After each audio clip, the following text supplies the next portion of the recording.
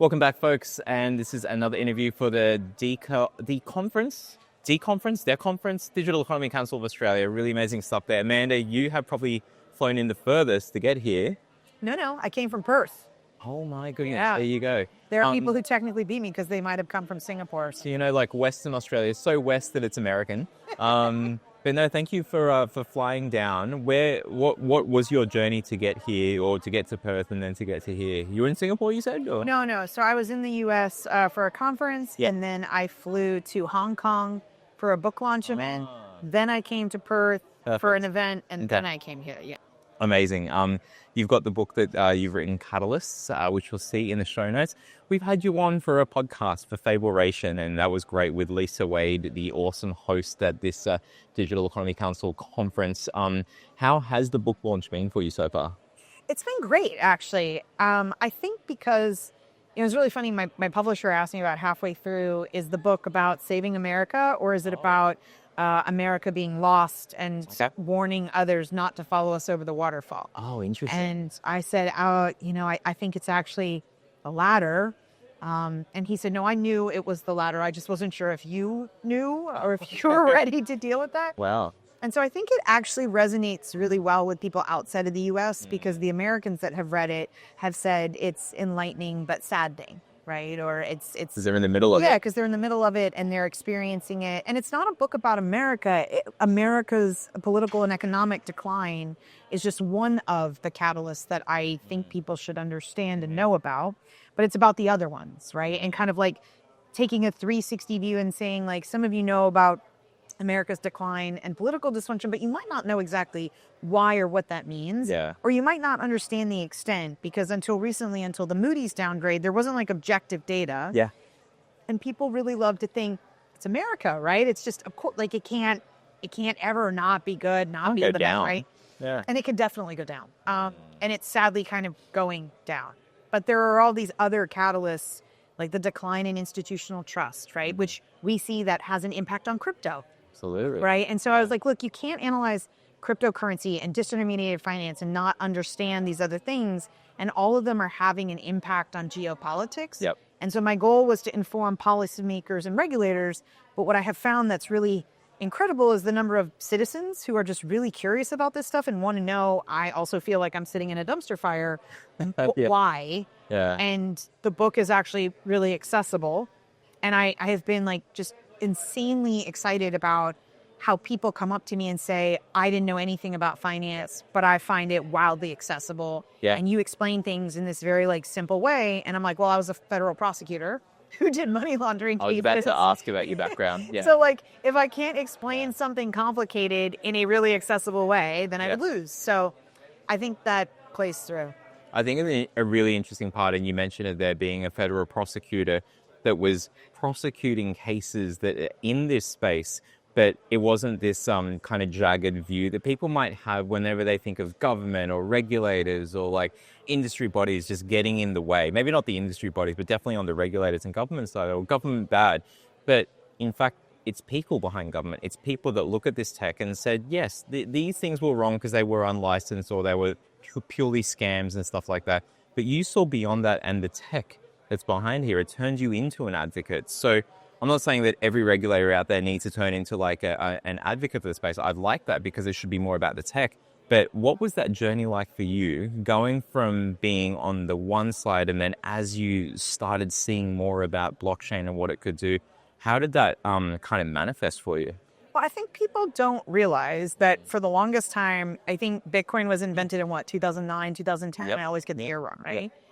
And there were exchanges that started doing peer-to-peer transactions. Almost straight away. Yeah, almost straight away. Yeah. Before they knew what they were touching, right? And so the concept of the world that I'm from, which is anti-money laundering and countering terrorist financing, they didn't know what they were touching, and sometimes they were touching really bad things, right?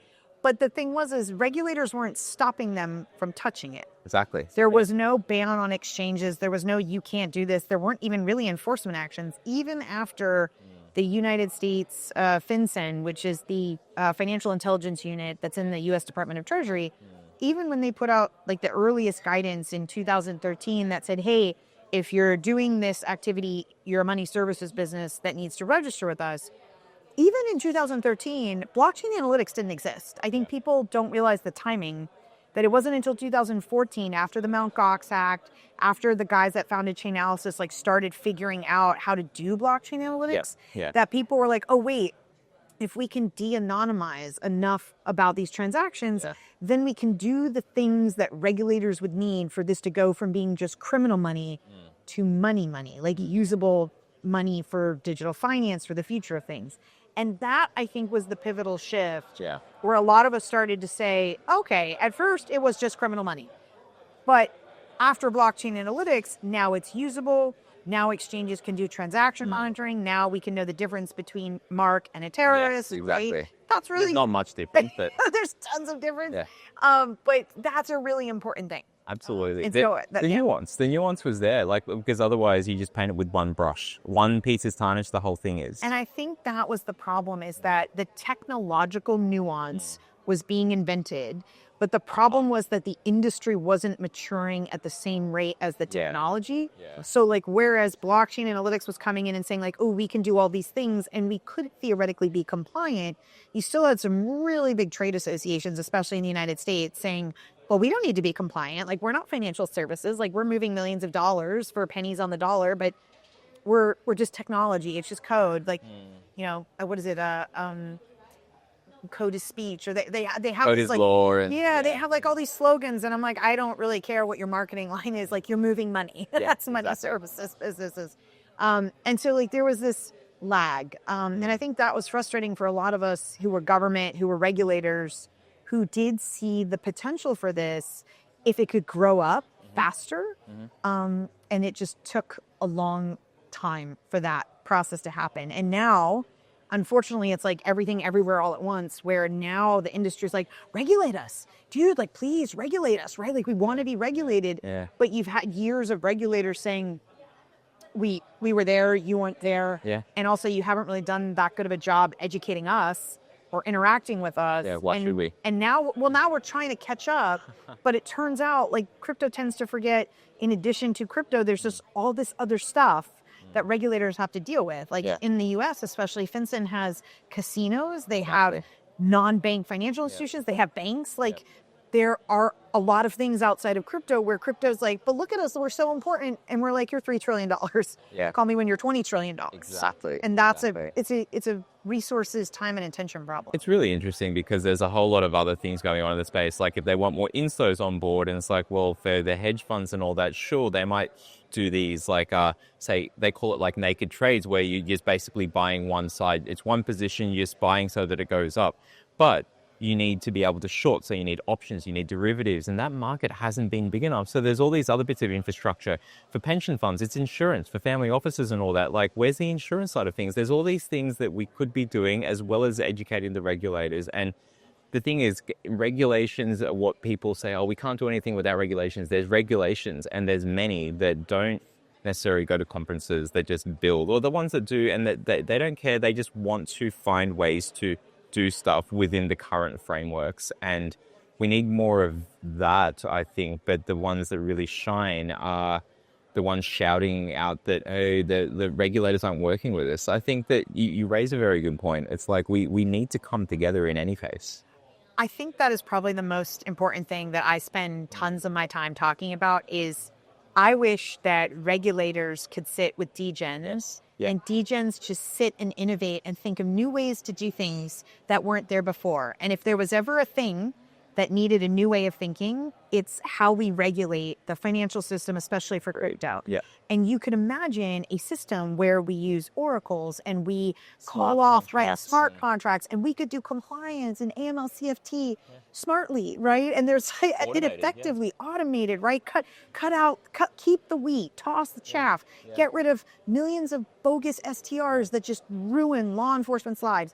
But you can conversely imagine a room in which regulators need degens to sit and understand, but when you invent this, the wonderful thing that you envision being done with it would be something horrible by terrorists, because you're thinking of all the best things that could be done with your product, and somebody like me is thinking, yes, but remember the internet when they didn't think about the sexual exploitation of children, which exploded from child pornography to the creation of the internet, right? And had we thought about worst case scenario planning, we might have done things a little differently in the invention process. Agreed, And yeah. if you watch The Social Dilemma, Yep. it's all the guys from social media like, well, gosh, if we just thought about the like button before we put it out into the universe, or before filters created generations of body dysmorphia and an entire generation of women.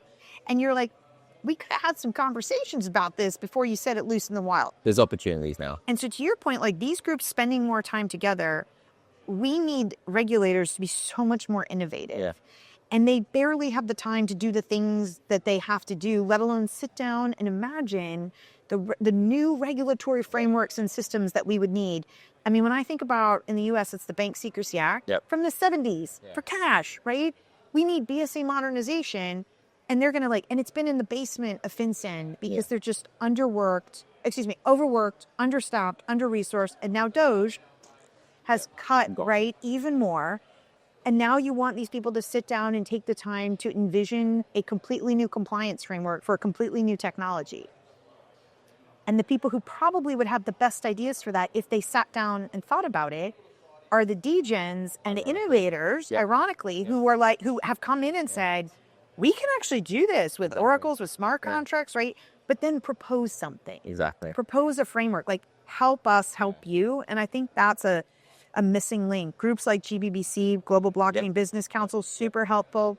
DeFi Association of Australia, I've always admired how you bring everyone into the room. And I was telling somebody the other day, I was like, I think it was like Comply Advantage. I was like, you need to go to the DeFi Association meetings because... That reached out. I was like, because Mark does this incredible job of putting degens and regulators in a room and saying you guys have value to offer each other. And that's an incredible space that I don't think we have that in the US. And you need to move to America and start that. But hopefully I get past the borders. I don't know what they're going to look through and find on my phone. Who knows? We'll see. I'm not going to lie. Brown people in the United States are not having a good time. We're not at the entry point. No, it's more difficult, but we'll find a way. But just got to be careful. I think so. I think there's a lot more that people will learn from reading the book. Will learn from being part of the things that you're part of, whether it's Women in Cryptocurrency Association, the consulting that you do, the speeches you get to do when you come and travel and be at this event. And Amanda, thank you so much for your time. Thank you so much for having me. I always appreciate you. Cheers.